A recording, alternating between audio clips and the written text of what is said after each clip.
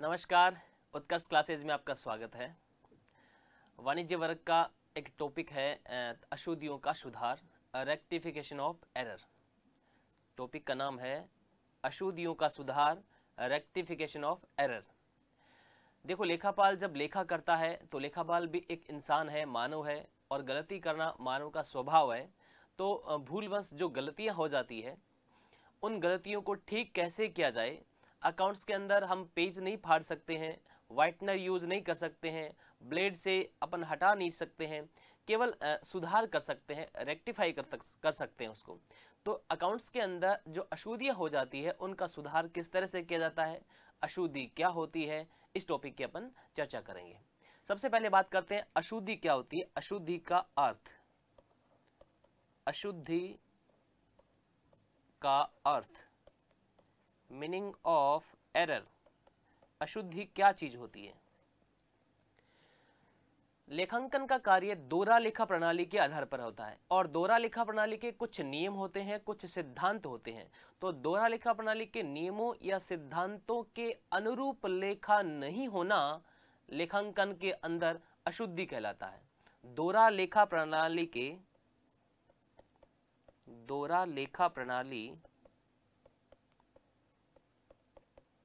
दोहरा लेखा प्रणाली के सिद्धांतों या नियमों की भूलवश पालना नहीं करने पर या नहीं करते हुए लेखा पुस्तकों में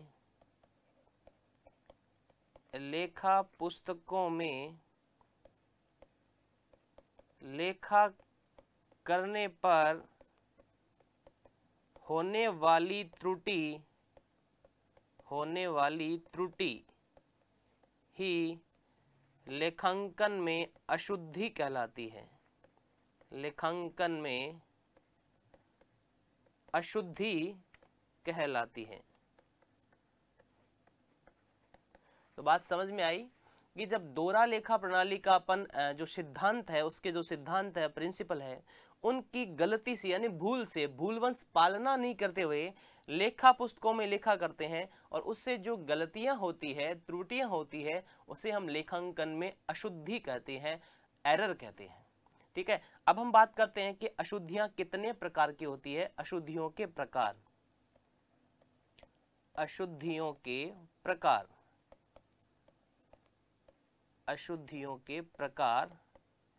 टाइप्स ऑफ एरर्स। अशुद्धियों के प्रकार।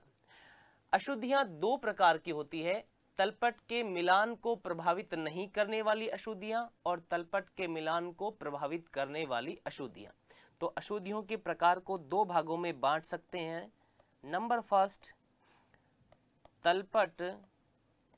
तलपट यानी ट्रायल बैलेंस, तलपट को या तलपट के मिलान को प्रभावित नहीं करने वाली अशुद्धियां। तलपट को प्रभावित नहीं करने वाली अशुद्धियां, और दूसरी होती है तलपट को प्रभावित करने वाली अशुद्धियां। तलपट को प्रभावित करने वाली अशुद्धियां।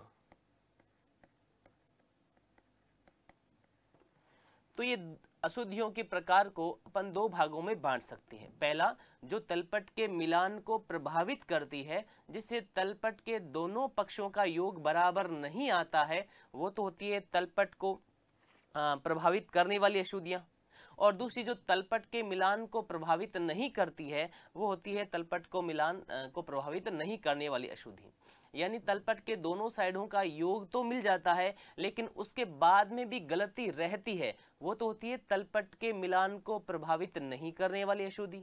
और जब तलपट का योग, ट्रायल बैलेंस का योग इक्वल नहीं आता है, बराबर नहीं आता है, तो वो तलपट के मिलान को प्रभावित करने वाली अशुद्धि होती है। हम सबसे पहले बात करते हैं तलपट को प्रभावित नहीं करने वाली अशुद्धियों की, यानी ऐसी कौन कौन सी एरर है जो ट्रायल बैलेंस को इफेक्ट नहीं डालती है, ट्रायल बैलेंस से मिल जाता है। तो सबसे पहले अपन तलपट को प्रभावित करने वाली, तलपट को प्रभावित नहीं करने वाली अशुद्धियों की बात कर रहे हैं। इनको 4 भागों में बांटा गया है। नंबर फर्स्ट, भूल की अशुद्धियां। कौन सी अशुद्धियां? भूल की अशुद्धियां। नंबर 2, हिसाब की अशुद्धियां। कौन सी? हिसाब की अशुद्धियां। नंबर 3, सैद्धांतिक अशुद्धियां। सैद्धांतिक अशुद्धियां। और नंबर 4, क्षतिपूरक अशुद्धियां। क्षतिपूरक अशुद्धियां। यानी तलपट के मिलान को प्रभावित नहीं करने वाली अशुद्धियां कितने प्रकार की होती है? 4 प्रकार की होती है। नंबर 1, भूल की अशुद्धि। नंबर 2, हिसाब की अशुद्धि। नंबर 3, सैद्धांतिक अशुद्धि। और नंबर 4, क्षतिपूरक अशुद्धियां। भूल की अशुद्धि को हम बोलते हैं एरर ऑफ ओमिशन। ओमिटेड हो जाना, भूल जाना, कोई चीज लिखने से रह जाना। हिसाब की अशुद्धि को बोलते हैं हम error of commission. Error of commission. सैद्धांतिक अशुद्धि को हम बोलते हैं error of principle. Error of principle. और क्षतिपूरक अशुद्धि को बोलते हैं error of compensatory. Error of compensatory. तो तलपट के मिलान को प्रभावित नहीं करने वाली कितनी अशुद्धियां हैं? 4 अशुद्धियां हैं। और चारों की चारों बड़ी ही महत्वपूर्ण है। भूल की अशुद्धि, हिसाब की अशुद्धि, सैद्धांतिक अशुद्धि और क्षतिपूरक अशुद्धि। चारों की चारों जो अशुद्धियां हैं बड़ी इंपॉर्टेंट है। तो अशुद्धियों के सुधार के चैप्टर के अंदर अपन पढ़ रहे हैं तलपट के मिलान को प्रभावित नहीं करने वाली अशुद्धियां। तलपट के मिलान को प्रभावित नहीं करने वाली अशुद्धियां। तलपट के मिलान को, अशुद्धियों की जो प्रकार है उसके अंदर पहला है तलपट के मिलान को प्रभावित नहीं करने वाली अशुद्धियां। तलपट को प्रभावित नहीं करने वाली अशुद्धियां। प्रभावित नहीं करने वाली अशुद्धियां। नहीं करने वाली अशुद्धियां। सबसे पहले अपन बात करते हैं भूल की अशुद्धि। इसके अंदर 1 नंबर आपका आता है भूल की अशुद्धि। भूल की अशुद्धियां। Error of omission. भूल की अशुद्धियां या एरर ऑफ ओमिशन। पहली अशुद्धि का नाम है भूल की अशुद्धि या एरर ऑफ ओमिशन। जब प्रारंभिक लेखों के अंदर या खाता बही के अंदर अपन किसी लेन देन को लिखने से भूल जाते हैं, एंट्री करना भूल जाते हैं, खाता बही में खतौनी करना ही भूल जाते हैं, तो उसको हम बोलते हैं भूल की अशुद्धि, एरर ऑफ ओमिशन। और एरर ऑफ ओमिशन हो जाता है तो ट्रायल बैलेंस पर कोई फर्क नहीं पड़ता है, क्योंकि आपकी अमाउंट तो लिखी नहीं गई है, और अमाउंट लिखी नहीं गई तो ट्रायल बैलेंस पर कोई फर्क नहीं पड़ता है। तो जो भूल की अशुद्धि है वो 2 जगह हो सकती है। नंबर 1 कहाँ हो सकती है? प्रारंभिक लेखा करते समय, और दूसरा खाता बही में खतौनी करते समय। तो सबसे पहले हम बात करते हैं व्यवहार का प्रारंभिक लेखा। प्रारंभिक लेखा कहाँ होता है भाई? जर्नल के अंदर होता है। प्रारंभिक लेखा नहीं करना। व्यवहार का प्रारंभिक लेखा नहीं करना, यानी कोई लेन देन की अपन ने एंट्री नहीं की है, उसको लिखा ही नहीं है, तो उसको हम बोलते हैं व्यवहार का प्रारंभिक लेखा नहीं करना। और वो कौन सी अशुद्धि होती है? एरर ऑफ ओमिशन होती है।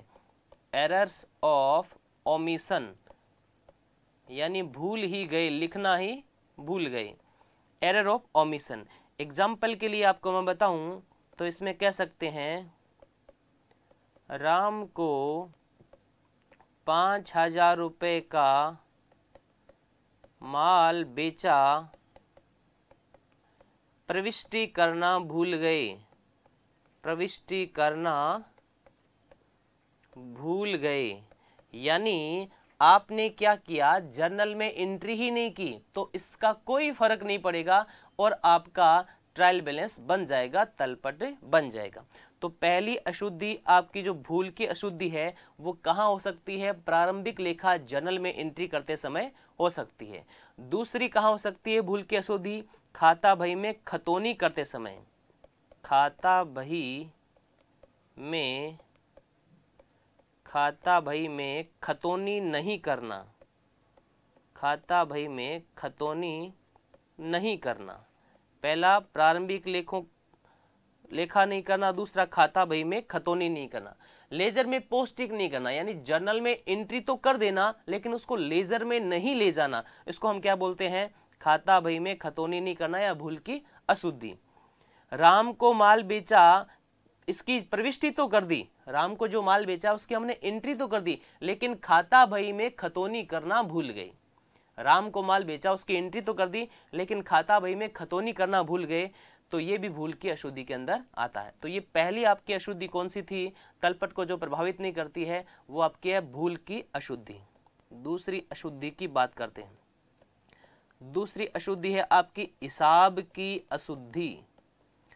हिसाब की अशुद्धियां, error of commission, errors of commission, हिसाब की अशुद्धियां। एरर ऑफ ओमिशन जो होती है, एरर ऑफ कमीशन जो होती है वो दो प्रकार की होती है। एरर ऑफ कमीशन जो हिसाब की अशुद्धि होती है वो दो प्रकार की होती है। कौन कौन सी? नंबर फर्स्ट, व्यवहार की खतौनी, व्यवहार यानी लेन देन या ट्रांजैक्शन, व्यवहार की खतौनी गलत करना, व्यवहार की खतौनी गलत करना पर राशि सही लिखना, व्यवहार की खतौनी गलत करना पर राशि सही लिखना। कौन सी अशुद्धि पढ़ रहे हैं अपन? हिसाब की अशुद्धि। हिसाब की अशुद्धि कितने प्रकार की होती है? दो प्रकार की। और पहले प्रकार की अशुद्धि का नाम है व्यवहार की खतौनी गलत करना पर राशि सही लिखना। यानी कोई ट्रांजैक्शन है, उसकी जब लेजर में पोस्टिंग कर रहे हैं तो वो पोस्टिंग तो गलत कर रहे हैं लेकिन उसकी अमाउंट ठीक लिख रहे हैं, अमाउंट सही लिख रहे हैं, तो आपका ट्रायल बैलेंस मिल जाएगा। जैसे बात करते हैं, क्या एग्जाम्पल हो सकता है इसका? जैसे एम कोई भी पर्सन मान लेते हैं, एम को 2000 रुपये का माल लौटाया, एम को 2000 रुपये का माल लौटाया पर एम के खाते व क्रय वापसी खाते में 200 रुपये लिखा गया। समझ में आई बात? यानी आपन ने एम को माल लौटाया 2000 रुपये का, लेकिन एम के खाते और क्रय वापसी खाते दोनों में ही राशि कितने से हुई एंट्री? 200 रुपये हुई। तो यानी व्यवहार की खतौनी गलत कर दी अपने, लेकिन राशि सही लिख दी थी। खतौनी कितने से करनी थी? 2000 रुपये से करनी थी, लेकिन खतौनी हमने कितने रुपए से की? 200 रुपये से कर दी, और की सही है, अपने सही पक्ष में किए। एम के भी सही साइड में लिखा है और परचेज रिटर्न के भी सही साइड में लिखा है, तो अपन ने गलती क्या की है? राशि की गलती कर दी है, तो इसको हम बोलते हैं हिसाब की अशुद्धि। तो पहली कहां गलती हो सकती है? व्यवहार की खतौनी गलत करना पर राशि सही लिखना। दूसरी क्या मिस्टेक हो सकती है? हिसाब की जो अशुद्धि है उसके अंदर दूसरी क्या मिस्टेक हो सकती है? वो हो सकती है कि अन्य व्यक्ति के सही पक्ष में, अन्य व्यक्ति के सही पक्ष में सही राशि से खतौनी। दूसरी मिस्टेक हो सकती है ये वाली, अन्य व्यक्ति के सही पक्ष में सही राशि से खतौनी। यानी लिखना तो किसी व्यक्ति के नाम था, हम किसी दूसरे व्यक्ति का कर देते हैं, यानी राशि भी सही होगी और सही साइड होगी, पक्ष भी होगी, लेकिन व्यक्ति का नाम क्या हो जाता है? अलग हो जाता है। जैसे एग्जाम्पल के लिए अपन देखते हैं कि मुकेश को 1000 रुपये चुकाए। मुकेश को हमने कितने रुपए चुकाए? 1000 रुपये चुकाए, पर दिनेश के खाते में नाम यानी डेबिट कर दिए, डेबिट कर दिए। तो इसको बोलते हैं अन्य व्यक्ति के सही पक्ष में सही राशि से खतौनी करना। मुकेश को 1000 रुपये चुकाए तो डेबिट किसको करना चाहिए था? मुकेश को करना चाहिए था, लेकिन डेबिट किसको कर दिया? दिनेश को डेबिट कर दिया। यानी व्यक्ति का नाम गलत लिख दिया, राशि सही लिखी है और साइड भी सही है, डेबिट किसका? डेबिट ही लिखा है, कोई गलती नहीं की है, केवल क्या किया है? व्यक्ति का नाम चेंज कर दिया। तो इसको बोलते हैं अन्य व्यक्ति के सही पक्ष में सही राशि से खतौनी करना। तो हिसाब की अशुद्धियां जो होती है वो दो जगह हो सकती है। एक तो व्यवहार की खतौनी गलत करना पर राशि सही लिखना, गलत खतौनी कर दी लेकिन राशि अपन ने क्या लिखी है? सही लिखी है। उसके बाद में अन्य व्यक्ति के सही पक्ष में सही राशि से खतौनी, अन्य व्यक्ति के सही पक्ष में सही राशि से खतौनी, यानी व्यक्ति किसी को डेबिट करना था और डेबिट हमने किसी और को कर दिया। एम को डेबिट करना था, सॉरी मुकेश को डेबिट करना था और डेबिट किसको कर दिया हमने? दिनेश को डेबिट कर दिया। तो ये है आपकी हिसाब की अशुद्धि। ठीक है जी। तीसरी अशुद्धि की हम बात करते हैं जो वेरी इंपॉर्टेंट है, सिद्धांतिक अशुद्धि, एरर ऑफ प्रिंसिपल। सैद्धांतिक अशुद्धि, सैद्धांतिक अशुद्धियां, error of principle, errors of principles. लेखांकन के सिद्धांतों का पालन नहीं करना, नियमों का उल्लंघन करना। जिस तरह से लेखांकन के नियम बने हुए हैं उन नियमों के अकॉर्डिंग लेखा नहीं करना हम सैद्धांतिक अशुद्धि माना जाता है। यानी सैद्धांतिक अशुद्धि का मतलब क्या है? लेखांकन के सिद्धांतों की अवहेलना करना, लेखांकन के सिद्धांतों की, लेखांकन के सिद्धांत यानी व्यक्तिगत वस्तुगत नाम मात्र के जो खातों के नियमों के अनुसार लेखा नहीं करना, लेखांकन के सिद्धांतों की अवहेलना करना, अवहेलना करते हुए लेखा करना, अवहेलना करते हुए लेखा करना। ठीक है, यानी अपन कैपिटल को क्या मान ले? रेवेन्यू मान ले, और रेवेन्यू को क्या मान ले? कैपिटल मान ले। तो ये लेखांकन के सिद्धांतों की भी क्या है? अवहेलना है। लेखांकन के सिद्धांतों का पालन हमने नहीं किया है। ठीक है, तो सैद्धांतिक अशुद्धि बड़ी इंपॉर्टेंट है। ऐसी अशुद्धियां जिसमें लेखांकन के सिद्धांतों का पालन नहीं किया जाता है, नियमों का पालन नहीं किया जाता है, सैद्धांतिक अशुद्धियां कहलाती है।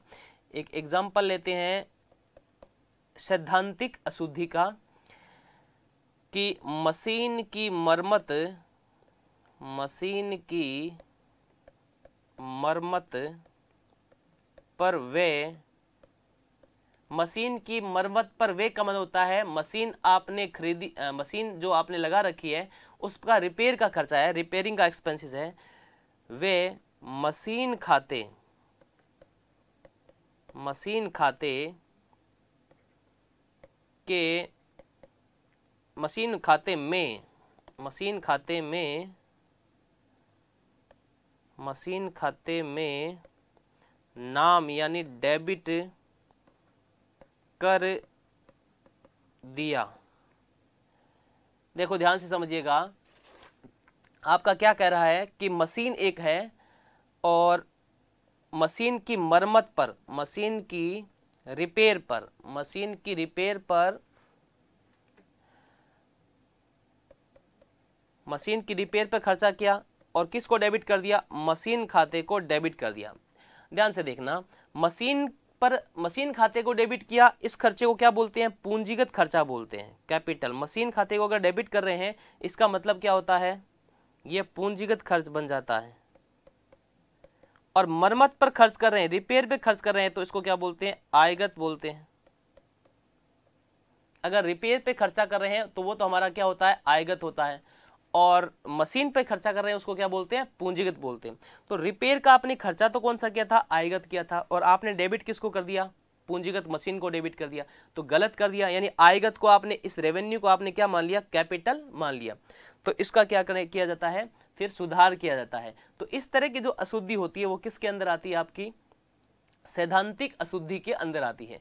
आगे अपन पढ़ेंगे कि सैद्धांतिक अशुद्धि का सुधार किस तरह से किया जाता है। ठीक है, एक और एग्जांपल लेते हैं।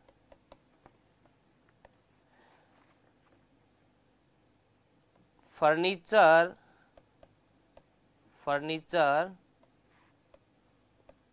खरीदा ₹8,000, लेखा क्रय बही में कर दिया, लेखा क्रय बही में कर दिया। फर्नीचर खरीदा ₹8,000, लेखा क्रय बही में कर दिया। जब फर्नीचर खरीदते हैं तो हमारा कैसा खर्चा है, ये फर्नीचर खरीदते हैं तो फर्नीचर खरीदना हमारा पूंजीगत खर्चा है, कैपिटल एक्सपेंडिचर है। ठीक है, और आपने इसको क्या मान लिया, रेवेन्यू मान लिया, क्रय बही में लिख दिया मतलब रेवेन्यू मान दिया, यानी परचेज अकाउंट को डेबिट कर दिया, जबकि डेबिट किसको करना था, फर्नीचर अकाउंट को डेबिट करना था। तो ये है आपकी सैद्धांतिक अशुद्धियां, लेखांकन के सिद्धांतों का पालन नहीं करना। माल अगर खरीदते हैं तो परचेज को डेबिट करते हैं, और असेट्स खरीदते हैं तो असेट्स का नाम डेबिट होता है, और आपने किसको लिख दिया, क्रय बही में लिख दिया। तो लेखांकन के सिद्धांतों का क्या किया आपने, पालन नहीं किया है। तो इस तरह से अपन ने 3 अशुद्धियों को अच्छे से समझ लिया है, तलपट के मिलान को जो प्रभावित नहीं करती है। नंबर पहली अशुद्धि थी भूल की अशुद्धि, यानी प्रारंभिक लेखा ही नहीं किया या खाता बही में खतौनी नहीं की है, आपने लेन देन को लिखना ही भूल गए हैं, तो भूल की अशुद्धि के अंदर आता है। दूसरा हिसाब की अशुद्धि, यानी व्यवहार की खतौनी गलत कर दी लेकिन सही राशि से कर दी, और अन्य व्यक्ति के सही पक्ष में सही राशि से खतौनी कर दी, वो होती है हिसाब की अशुद्धि, जिसका इफेक्ट भी ट्रायल बैलेंस पर नहीं पड़ता है। तीसरी महत्वपूर्ण जो सैद्धांतिक अशुद्धि थी, लेखांकन के सिद्धांतों का पालन नहीं करना, जैसे फर्नीचर खरीदा और लेखा क्रय बही में कर दिया, मशीन खरीदी लेखा क्रय बही में कर दिया, मशीन बेची लेखा विक्रय बही में कर दिया, तो ये लेखांकन के सिद्धांतों का पालन नहीं करना होता है। तो तलपट को प्रभावित नहीं करने वाली 3 अशुद्धियां हमने पढ़ ली है। चौथी अशुद्धि है तलपट के मिलान को प्रभावित नहीं करने वाली, चौथी अशुद्धि हमारी है क्षतिपूरक अशुद्धि। चौथी अशुद्धि का नाम है क्षतिपूरक अशुद्धि। तलपट के मिलान को प्रभावित नहीं करने वाली चौथी अशुद्धि पढ़ रहे हैं अपन, क्षतिपूरक अशुद्धियां।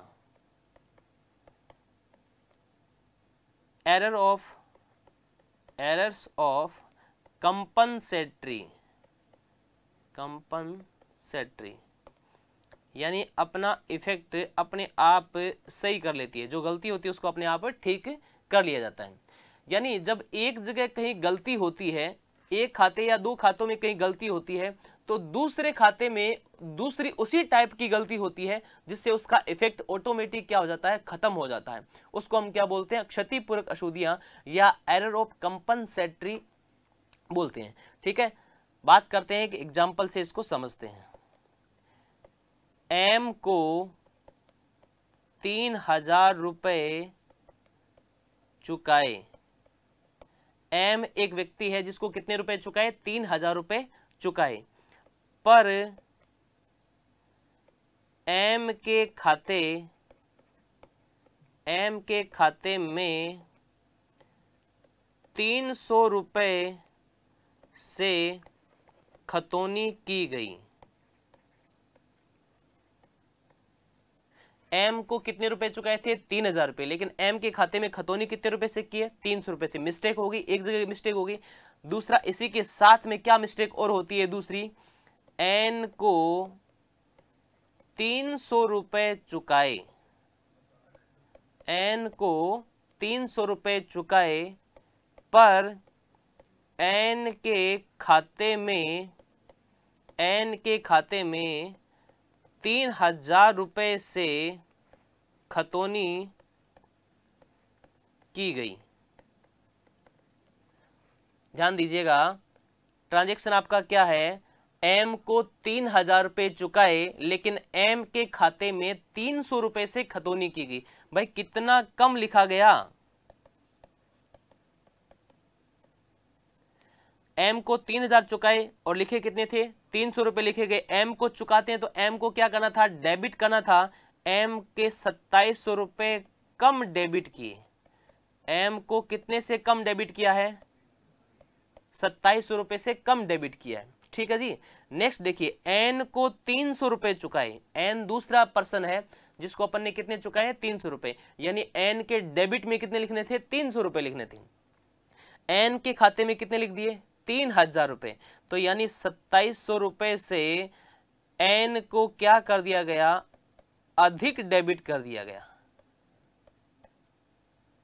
एम को तो कर दिया गया कम डेबिट और एन को कर दिया गया अधिक डेबिट। तो अपने आप ऑटोमेटिक क्या हुआ, एम और एन वाली जो हमारी अशुद्धि थी उसका अपने आप सुधार हो गया, कंपनसेटरी हो गया, अपने आप क्षतिपूर्ति कर दी उसकी।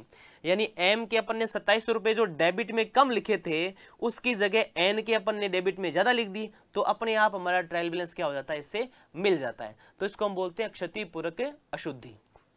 तो अपन ने तलपट के मिलान को प्रभावित नहीं करने वाली 4 अशुद्धियों का एनालिसिस कर लिया है। नंबर 1 भूल की अशुद्धि, लिखा करने से भूल जाए। नंबर 2 हिसाब की अशुद्धि, कहीं लिखने में कम ज्यादा लिख दिया जाए। नंबर 3 सैद्धांतिक अशुद्धि, एरर ऑफ प्रिंसिपल। और नंबर 4 क्षतिपूर्ति अशुद्धि, एरर ऑफ कंपनसेटरी। तो ये तो थी तलपट के मिलान को प्रभावित नहीं करने वाली अशुद्धियां। अब हम बात करते हैं तलपट के मिलान को प्रभावित करने वाली अशुद्धियां। तो सेकंड आपका क्या है, अशुद्धियों को 2 प्रकार में बांटा था आपने, मिलान, तलपट के मिलान को प्रभावित नहीं करने वाली और प्रभावित करने वाली। अब अपन बात करते हैं तलपट के मिलान को प्रभावित करने वाली अशुद्धियां। तलपट के मिलान को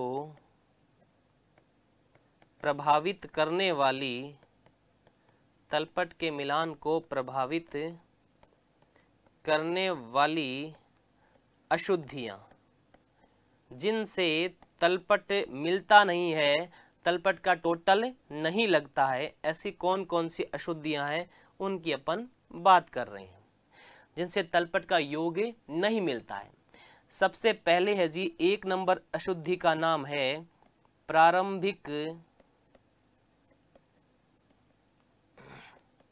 प्रारंभिक लेखा पुस्तकों में अशुद्धियां। प्रारंभिक लेखा पुस्तकों में अशुद्धियां। दूसरी आपकी है खाता बही यानी लेजर, खाता बही संबंधित अशुद्धियां। खाता बही संबंधित अशुद्धियां। तीसरी है तलपट संबंधी या तलपट से संबंधित अशुद्धियां। यानी 3 तरह की ऐसी अशुद्धियां हैं जो तलपट के मिलान को प्रभावित करती है, जिनसे तलपट का टोटल नहीं मिलता है, ट्रायल बैलेंस से नहीं मिलता है। देखो जी, पहली है प्रारंभिक लेखा पुस्तकों में अशुद्धियां। जो प्रारंभिक लेखा पुस्तकें हैं या तो हमारी जर्नल होती है या सहायक बही होती है। तो जर्नल के अंदर एंट्री में गलती की है, जैसे अपन ने cash account debit to capital करते हैं और वहां अमाउंट आपने डेबिट में अलग लिखी है और क्रेडिट में अलग लिखी है, तो आपका ट्रायल बैलेंस नहीं मिलेगा। दूसरी आप गलती क्या कर सकते हो, सब्सिडरी बुक बना रहे हो, वहां आपने गलतियां की है, अमाउंट कम ज्यादा लिखी है, ऊपर नीचे लिखी है, तो आपका ट्रायल बैलेंस नहीं मिलेगा। तीसरी खाता बही संबंधी अशुद्धियां। जब आप लेजर बना रहे हो तो लेजर का बैलेंस अगर कम ज्यादा ले जा रहे हो तो आपका ट्रायल बैलेंस नहीं मिलेगा। टोटल आप लगा रहे हो तो आपका अगर सही नहीं है तो ट्रायल बैलेंस आपका नहीं मिलेगा।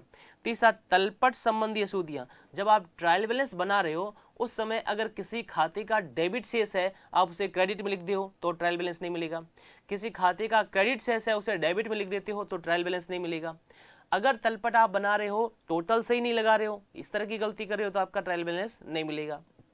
अगर आप ट्रायल बैलेंस बना रहे हो और आपने डेबिट वाले अमाउंट जो लिख रहे हो वो डबल अमाउंट लिख दिया आपने, तो आपका ट्रायल बैलेंस नहीं मिलेगा। तो तलपट के मिलान को प्रभावित करने वाली कितनी अशुद्धियां होती है, 3 तरह की होती है। एक तो प्रारंभिक लेखों के अंदर, दूसरी खाता बही के अंदर और तीसरा तलपट के अंदर, जो ट्रायल बैलेंस को मिलने नहीं देती है, तलपट को बनाने मिलने नहीं देती है, शेष को बराबर नहीं होने देती है। ठीक है, तो हमने अशुद्धियों के 2 प्रकार पढ़ लिए। पहला तलपट के मिलान को प्रभावित नहीं करने वाली 4 प्रकार की अशुद्धियां थी। दूसरा, तलपट के मिलान को प्रभावित करने वाली अशुद्धियां जो 3 प्रकार की अशुद्धियां हैं, इनका अपन ने एनालिसिस कर लिया। अब हम बात करते हैं कि अशुद्धियों के प्रकार कितने होते हैं। ठीक है, अशुद्धि कितने प्रकार की होती है? एक पक्षीय, द्विपक्षीय, 2 तरह की अशुद्धि होती है। तो हम बात करते हैं अशुद्धि के प्रकार। पक्ष के आधार पर, पक्ष के आधार पर, पक्ष यानी साइड, पक्ष के आधार पर अशुद्धियों के प्रकार, पक्ष के आधार पर अशुद्धियों के प्रकार। Types of errors on basis of side, types of error on basis of side, यानी पक्ष के आधार पे अशुद्धियां कितने प्रकार की होती है। तो पक्ष के आधार पे अशुद्धियां 2 प्रकार की होती है, एक पक्षीय अशुद्धि और द्विपक्षीय अशुद्धि। तो पक्ष के आधार पे अशुद्धियों के 2 प्रकार है। नंबर 1, एक पक्षीय अशुद्धि, एक पक्षीय अशुद्धियां, वन साइडेड एरर या सिंगल साइडेड एरर्स। एक पक्षीय अशुद्धियां या सिंगल साइडेड एरर, और दूसरी होती है आपकी द्विपक्षीय अशुद्धियां, द्विपक्षीय अशुद्धियां, double sided error, double sided errors, द्विपक्षीय अशुद्धियां। ठीक है जी। तो पक्ष के आधार पर अशुद्धियों कितने भाग है? 2 प्रकार है, एक पक्षीय और द्विपक्षीय। एक पक्षीय अशुद्धि का मतलब ये होता है जो खाते के किसी एक पक्ष को ही प्रभावित करती है, वो एक पक्षीय अशुद्धि होती है। और द्विपक्षीय अशुद्धि भी होती है जो दोनों एक व्यवहार के, लेन देन के दोनों पक्षों को प्रभावित करती है, वो द्विपक्षीय अशुद्धि होती है। तो हम सबसे पहले बात करते हैं एक पक्षीय अशुद्धि। एक पक्षीय अशुद्धि का एक एग्जाम्पल लेते हैं। Rent received, rent received rupees 2000 but not recorded in rent account. किराया प्राप्त हुआ 2000 रुपये। कितना किराया प्राप्त हुआ है? 2000 रुपये। लेकिन आपने रेंट के खाते में इसकी प्रविष्टि नहीं की है, रेंट के खाते में इसकी पोस्टिंग नहीं की है। तो इसको हम क्या बोलते हैं? वन साइडेड या सिंगल साइडेड एरर बोलते हैं। देखो इसका इफेक्ट क्या होगा? इफेक्ट क्या होगा? आपने क्या किया? रेंट रिसीव हुआ है, तो रेंट रिसीव हुआ तो cash account debit to rent entry होनी चाहिए। आपने कैश के अकाउंट में तो एंट्री कर दी है, कैश के अकाउंट में आपने सही तरीके से एंट्री लिख दी, लेकिन आपने क्या नहीं किया है? रेंट अकाउंट में नहीं लिखा है। रेंट अकाउंट के अंदर आपने प्रविष्टि नहीं की है, खतौनी नहीं की है, प्रविष्टि कर दी सॉरी, खतौनी नहीं की है। तो इसको हम क्या बोलते हैं? एक पक्षीय अशुद्धि बोलते हैं, सिंगल साइडेड एरर बोलते हैं। यानी कैश अकाउंट में तो लिख दिया गया है, रेंट अकाउंट में नहीं लिखा गया है, तो इसको हम बोलते हैं सिंगल साइडेड एरर। अब हम बात करते हैं द्विपक्षीय अशुद्धि, double sided error. Double sided error का मतलब क्या होता है? आप जो व्यवहार है उसके दोनों पक्षों के अंदर मिस्टेक होना, गलती का होना। एक एग्जांपल से हम इसकी बात करते हैं। डबल साइडेड एरर क्या है? नेहा को माल बेचा, गुड्स सोल्ड टू नेहा ₹5000 पर इस व्यवहार का लेखा क्रय बही में कर दिया। क्रय बही में कर दिया। Goods sold to Neha ₹5,000 but recorded in sales book. आपने नेहा को recorded in purchase book, Neha को माल बेचा और लेखा कहाँ कर दिया, क्रय बही में कर दिया। तो ये डबल साइडेड एरर है।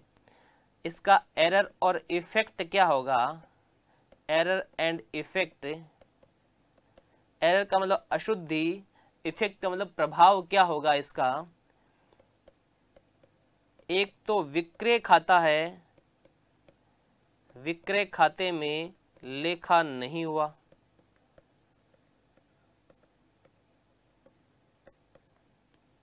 पहला इफेक्ट तो ये होगा विक्रय खाते के अंदर लेखा नहीं हुआ है। दूसरा क्या किया, दूसरा इफेक्ट क्या होगा, जो क्रय खाता है, क्रय खाता में गलत खतौनी या गलत प्रविष्टि, यानी दो गलतियां कर दी आपने।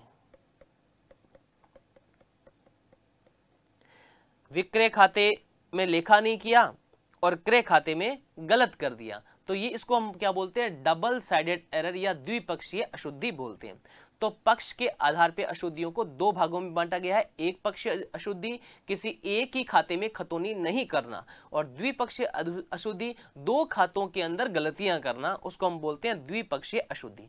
तो ये था आपके पक्ष के आधार पे अशुद्धियों के प्रकार।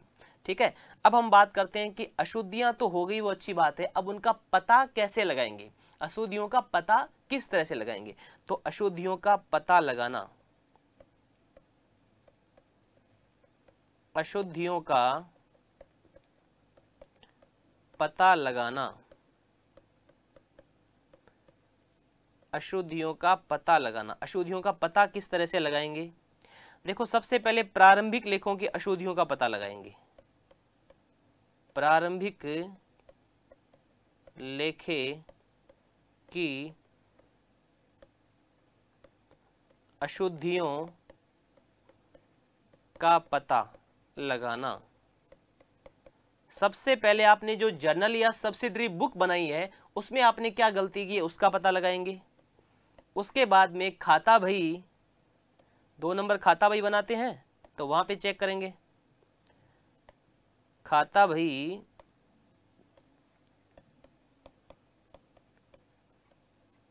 बही संबंधी